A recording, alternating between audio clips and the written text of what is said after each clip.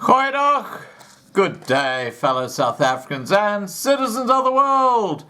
And I spent over an hour listening to the World Health Organization burble on, but it only happened in the last 24 hours, and it puts to bed the rumor that there's a 360-degree turn regarding the coronavirus. YouTube, are you listening to me? Listening to me? I'm going to show videos from that World Health Organization conference, okay? And there are 4 clips I'm taking out of it. I'll put a link down below this video so you can go and check this out for yourself, YouTube, before you give me a community strike for saying what your God on the coronavirus says, i.e. the World Health Organization. And what I found the most alarming piece of information that came out, and it's the first video clip I'm going to show you, is this doctor says that they have found 84,000, yeah, you heard me right, 84,000 strains of the coronavirus. This is Covid19. 84,000 strains, and she makes the point that to date, luckily, all those viruses can still be impacted by the vaccines under development. What she's actually saying, when you read between the lines, is if this virus has a major mutation, those vaccines become worthless. It's like the influenza virus. Every year you have a different injection because the flu virus mutates, and you need to have a slightly different vaccine. I never have the vaccines, but I'm just telling you, this is the idiocy, and this puts a lie in all these countries that say, oh, you've got to have a vaccine. That's how we're going to stamp this thing out. No, it mutates. And here comes a video where the World Health Organization are saying this. Not me. This is an expert sitting there with a director general, and he doesn't refute what she says. She says there have been 84,000 mutations of the original coronavirus that have been recorded. There might be a lot more. Well, let's hear what she says. For all those answers, we'll now go to Christine from ABC News. Christine, could you unmute yourself and ask your question? Yes, thank you. My question is for Dr. Van Kerkhove. The last time you talked about genome sequences, if I remember correctly, you said there have been over 75,000 identified. 75,000 SARS-CoV-2 genome sequences identified. My question is, we're seeking a point of clarification on whether it would, also you said at that point, if I remember correctly, that they can alternately be described as changes or strains, different strains to the virus. Is it accurate to say that there are 75,000 strains of SARS-CoV-2 identified? That's what we're seeking clarification on. Thank you. So thanks for the question. So I was just checking as you were asking the question. In GISAID, there are more than almost 84,000 full genome sequences that are available.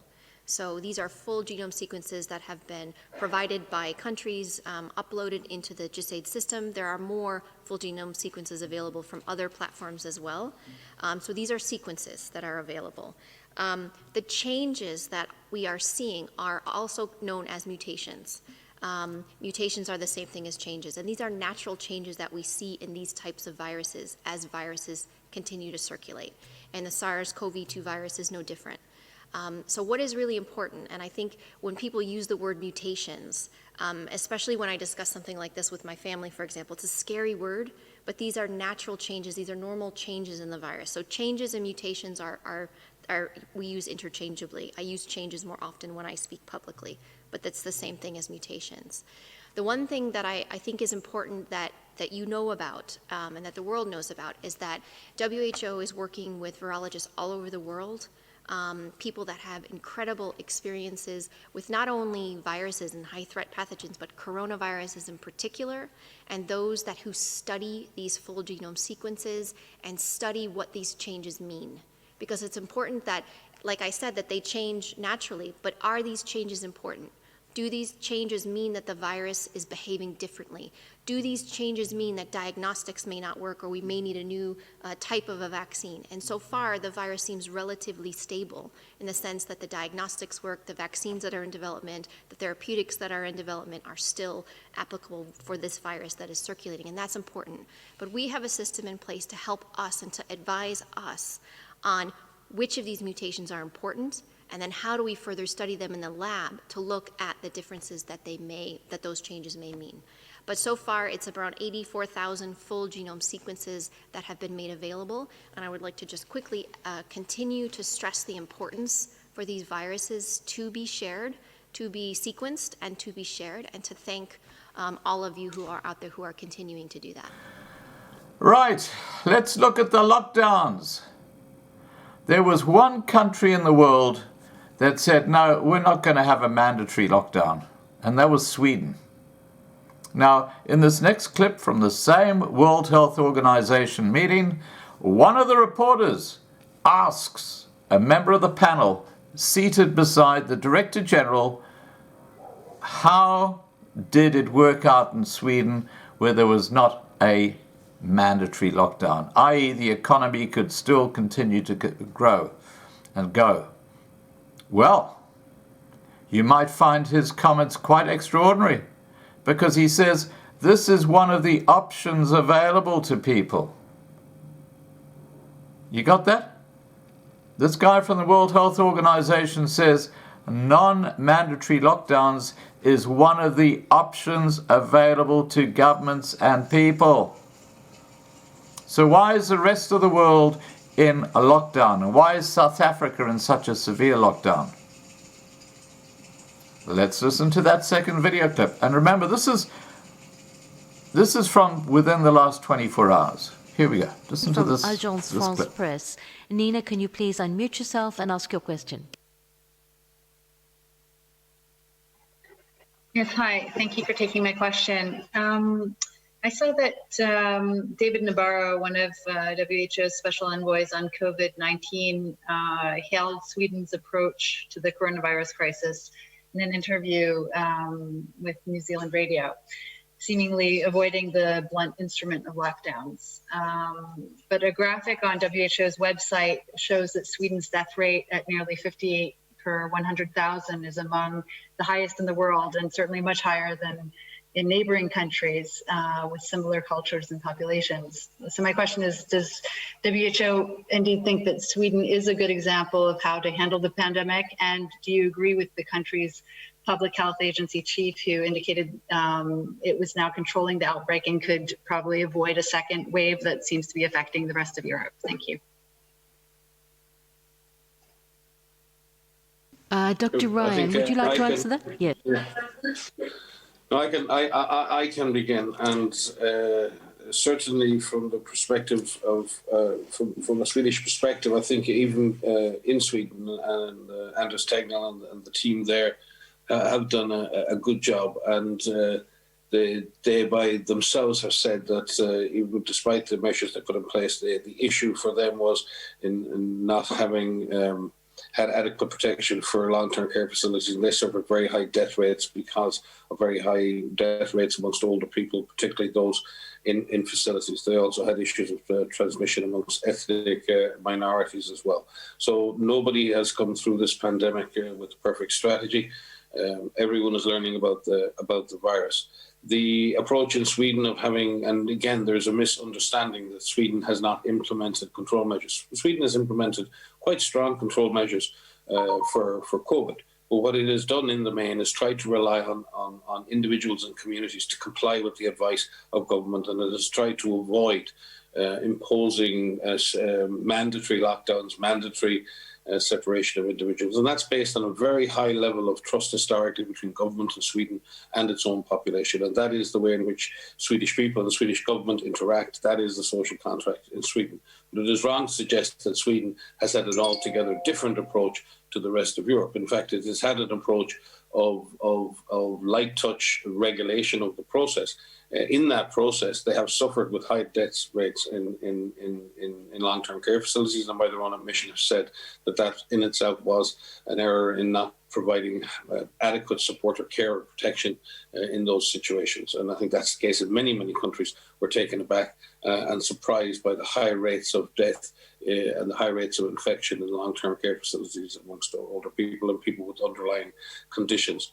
So from that perspective, and we all have to learn how to live with this virus. I've said at previous press conferences that there is a point at which we, in learning to live with the virus, we try and find a way to keep our societies as open as possible, while at the same time breaking chains of transmission and controlling the infection. Now, how do we find a way to control the infection, suppress the infection, break chains of transmission, and at the same time open up our societies? And these are almost impossible concepts to reconcile. How can we calibrate our response to do the least damage to our society, but the most damage to the virus? And can we sustain those behaviors? Can we sustain that process for long enough through to which time as we can have a vaccine? There are no correct answers to this. The context of each country is entirely different. The social contract is entirely different. The relationship between government and populations is entirely different. And each government has to find its way with its population to control the disease. And there are lessons to learn from every country and its approach. No country has done it perfectly. All countries have made mistakes, but all countries have done some things correctly. And we should look at Sweden. We should look at the model. We should look at their approach to see what elements of sustainability, what elements and ways they have learned to live with the virus, and learn from what has been done well and what has been not done not so well in all countries, including Sweden. And in the third clip that I've got here, which again is that same World Health Organization meeting, just happened yesterday, the question is asked about the demonstrators in Germany, not about the protests in South Africa, because this is Eurocentric. But listen to what this World Health Organization expert says. And to sum it up, he basically says governments should take their hands off and let protesters protest. Let's hear that. Okay, I will go to the last question. Oh, no more. Okay. I don't have any. So the last question will go to Germany, to ARD Radio, Karl Mora. Karl, can you unmute yourself and ask your question? Yeah, thank you very much for taking my question. Can you hear me? Very well. Please go ahead. I have not a medical question, but I think it's an important question. People in Germany and other countries demonstrate, protest against the protective measures, and they ignore the protective measures. While this protest just happened in Berlin on Saturday, what is your advice? How should one discuss with these people? How should governments, authorities deal with such demonstrations? Maybe I can start with that. Please do. Start by I think it's in dealing in epidemics for a quarter of a century now. Bruce and Maria and others will have the same view, I believe. Epidemics and emergencies, create strong emotions, and acceptance of measures is always very, very tough. And it's really important that governments don't overreact to people protesting against measures. It has happened since time immemorial. The real important thing to do is enter into a dialogue with groups that feel that they're protesting against measures. We want to live in free societies where protest is facilitated, but we also want those protests to be done safely. We don't want them to increase the risk of disease transmission. But it is really important that the process of reaching that compromise and reaching that safety is done through a process of dialogue. And we try to build relationships across society, not divide society, not to create division, not to create more division.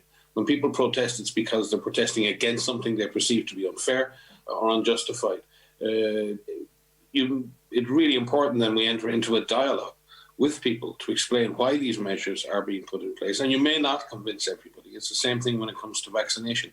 You may not convince everyone to be vaccinated, But it's really important that we're not imposing will upon people, but at the same time, we're cognizant of the fact that these protests, and Maria spoke to it earlier, gatherings can occur and they can be made to be safe. And we should not be shutting down protests. We should not be shutting down the right to dissent, but we should be trying to make that as safe as possible. And the best way to do that is to create the opportunity for dialogue. And I've done that myself so many times in the field with communities. It takes time, it takes listening, it takes people being reasonable.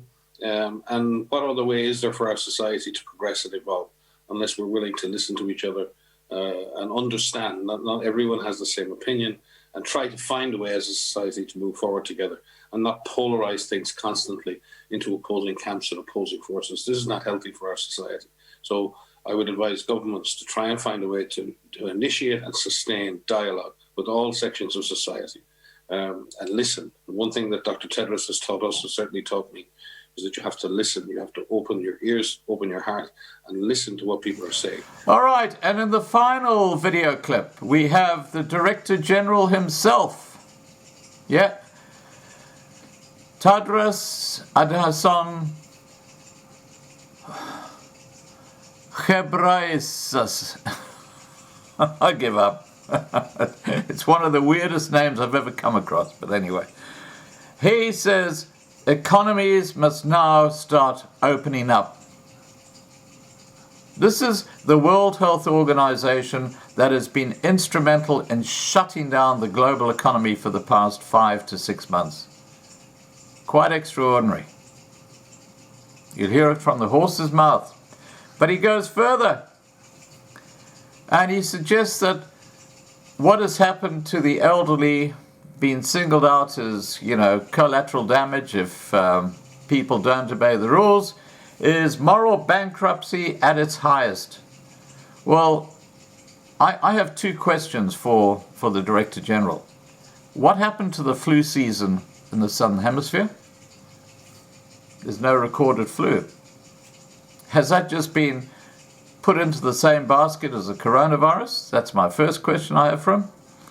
And the second one is, when you talk about moral bankruptcy, how could you recommend this lockdown that has been brought into play all over the world and resulted in hundreds of thousands of people dying through suicide, depression, all these different things globally? Probably more people have died through that than they have through the Covid-19 virus. And on top of that, your actions have destroyed economies around the world. And then you talk about moral bankruptcy at its highest. In my perspective, the one with a complete loss of a moral compass is you, the Director General, and all those vaccine organizations who are knocking at your door, peddling their drugs. All right, guys, here comes the final video where you'll hear this Director General of the World Health Organization. Please remember to subscribe to be kept informed. Ring the bell for the updates. Please like this video. Please share this video. And above all, please stay safe. And then the government resorted into lockdown in order to be ahead of the virus. So to stay ahead of the virus, avoiding amplifying events or taking the maximum precautions when we want to do it will be very, very important. And as I said earlier, WHO wants the economy to open up. Lives and livelihoods cannot be separated, and we should do everything to open our economies, to open our schools. But since we know a lot about this virus now, we need to do everything to suppress transmission. Then on the demonstrations last weekend, I fully agree with Mike. We should listen to what people are asking, what people are saying. We should engage into an honest dialogue. And at the same time, though, to those who have demonstrated the past week, what I would like to say is the virus is real. It's dangerous. It moves fast and it kills. And we have to do everything to protect ourselves and protect others. I felt really sad. I'll just tell you a story that colleagues told me when they asked in one country about the high death rate, and some said, no, these are the elderly dying, so it's fine. No. When the elderly is dying, it's not fine. It's a moral bankruptcy. You know, we should not be morally dead. Every life, whether it's young or old, is precious. And we have to do everything to save it. So the best approach would be something that works for all of us to stay alive, for the young, for the old. And that's why, even during demonstration or wherever when there are crowds, and especially amplifying events, we should keep our distance, we should wear masks, even if we may have a mild case, we should always remember that there may be another person who could be young or old who may have severe condition and could even die. But accepting someone to die because of age is moral bankruptcy at its highest. And we shouldn't allow our society to behave this way. We should care for one another.